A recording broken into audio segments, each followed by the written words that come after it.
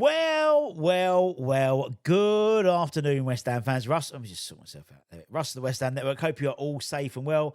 It is the 1st of December, pinch punch, first of the month.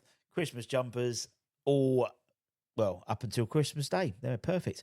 Anyway, this morning I had a bit of a rant, decompressed a little bit since talking about Lucas Paqueta, but now we're going to get even more depressed because we're going to do the breakdown. So anyone who's to the channel, what we do is every match game, Statman Ben, happy birthday to Ben, it was his birthday yesterday. He did all the stats on his birthday, God bless him. Goes through the game. We look at the key stats, we look at the key stories, and what can we take from it, and what can we take going forward as well. Obviously, we played 2 games this week.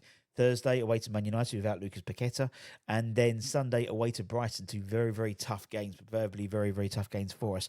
So let's start, as always, by looking at the match, the Finalysis team ratings. For anyone who doesn't know Finalysis, it's an app which you could download yourself.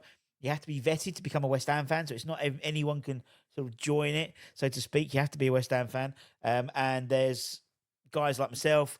There's guys like Jamie Talks, Sloth, Gary Killingdon, Brian, Grace. There's loads of us on there. Stell's on there, Anton's on there, and we give our thoughts and our views, and it's sort of a place for West Ham fans to debate, for us also to put together the match ratings and stuff. So you'll see here. Let's go full screen so it's easier for people to look at. Key takeaways there. Lucas Paqueta, 29. This is out of 100. Fernandez, the top performer, of 67. Potsy, 65. 65 for Areola. Decent score-ish for Todibo as well. Definitely improving over recent weeks. Nuno got a 49.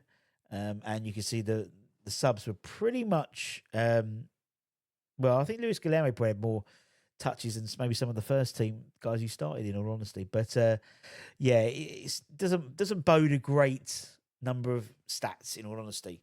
When we look at our key stats for the game from attack and defense, in attacking perspective, only an XG of 0.29, and we had an XGA of 1.24.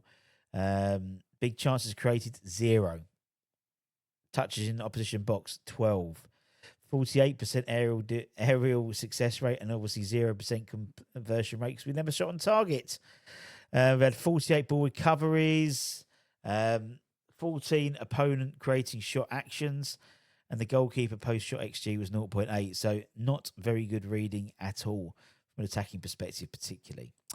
When we look at the midfield, 24 progressive passes across all 90, 8 ball recoveries, 80% pass accuracy, key passes 5, interceptions 9, progressive carries 12. Again, you can see here, in terms of attacking movement, very heavy down the right-hand side yet again. Usually we do have it's quite an even balance when you have someone like Diouf and Somerville playing on the left, but only 27%. I think it was 21% last game as well. So very predictable in terms of how to manage West Ham from an attacking perspective.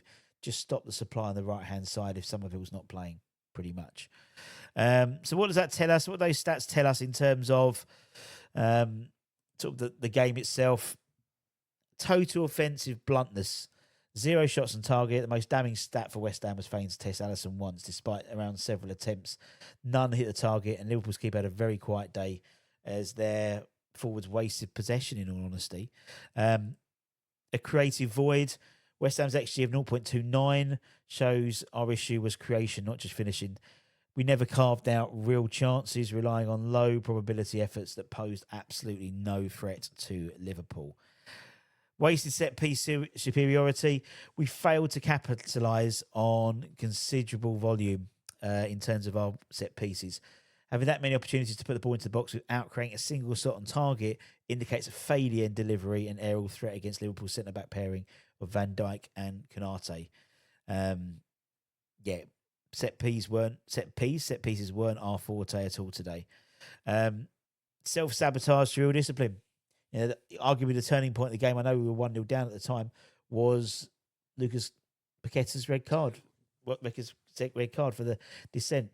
At 1-0, still had hope, but that dismissal shattered their structure and led Gakpo stop his time goal as we were left very much exposed trying to chase the equaliser. And number 5, possession without purpose. We had 44% possession, but 80% accuracy lagged Liverpool's 86. That gap meant they gave the ball away far too often, undermining pressure and rhythm despite decent midfield presence. And I thought, for me, looking at, I enjoyed the setup with Potts, Magas, and Fernandes. I think there's some real dynamism, and it's probably those three added together about 65 years old. That could be our future if we work on it properly. And without Lucas for the Man United game, would that mean maybe Fernandes goes into a 10 role and then potentially put him Souček into that midfield? I think that's probably likely the way we'll go. But who knows with the Tinkerer? Who knows? Let's talk about what we can do going forward, because there's always positives and there's always things we can take forward in terms of the next game. Set piece generation is key. Building on, we had a lot of set pieces yesterday, and several corners against a team of Liverpool's calibre shows we can reach those dangerous areas. But poor delivery. Potsy wasn't great delivery from him today. Yesterday rather. And you got to assume against Man United's shaky defence, set pieces could be key. And I would assume Souček being brought in for Paqueta would add to that that threat for sure. Shot selection and trigger speed. West Ham's attackers hesitated in the box quite a lot, taking too many touches and letting the likes of Van Dijk close them down and close those angles. Old Trafford, they must shoot quick. Those half chances need instant strikes, not over elaboration. And we seem to be passing around the box, and no one really having a dig, no one having a shot. In fact, probably the only one who had a try was that Paqueta. Was Paqueta in the second half, where he sort of took the ball, controlled it, flicked it up, and just sort of banana kicked it. At least it was trying to do something, and it just wasn't our day at all yesterday. Mavropanos's defensive outputs was, in all honesty, I thought he had a decent game, and I think he continues to be our most consistent defender, and that's saying something. I know Simon's probably spitting feathers to buy Simon me saying that, but he recorded the most tackles and interceptions combined and led the team in terms of clearances before the collapse, so to speak. I think he does give a solid platform to frustrate Man United attacks, and that can be inconsistent at times. And there was in the second half, there was a ball across, and he really managed to get a toe end on it and sort of dive tackle to divert it away from I think 𝗟𝗩𝗪𝗏𝗏 behind him. But he ain't a bad defender this season. That's saying something. That's saying something for the rest of our defence, in all honesty. Adapting to the Paqueta void without our main ball progressor for the Man United game, West Ham must reshape our midfield.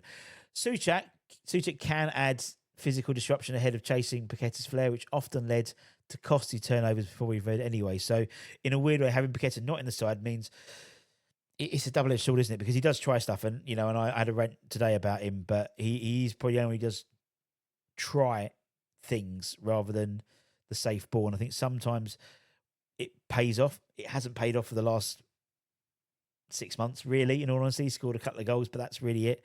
But you would assume with someone like Souček, safer options with the ball means we have more possession, and if we've got the ball, then we've got more chance of potentially scoring, maybe.